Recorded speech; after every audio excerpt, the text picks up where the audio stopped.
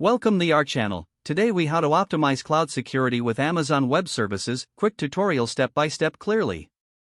Begin by assessing your cloud security requirements based on your specific business needs. Log into your Amazon Web Services Management Console.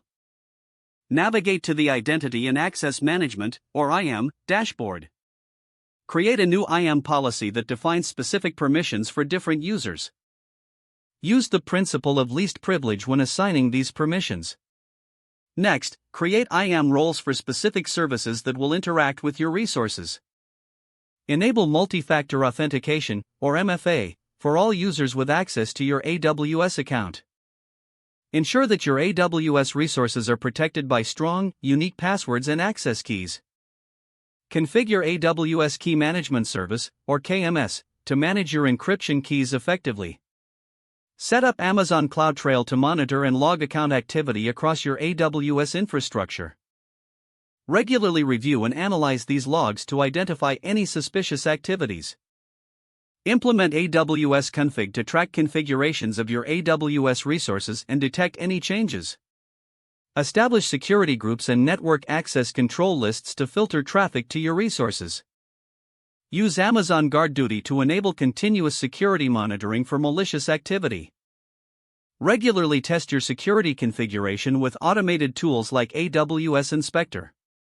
Consider using AWS Shield for provisioning DDoS protection for your applications.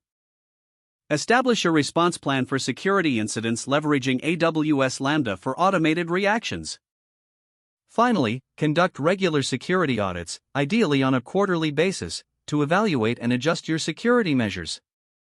Document any security policies and training for team members to ensure compliance and security best practices. If the page does not load, refresh the browser or try again in a private or incognito window. Make sure you are using the correct email address, then retype it carefully to avoid small typos. If your password is not accepted, use the reset option and create a new strong password you can remember.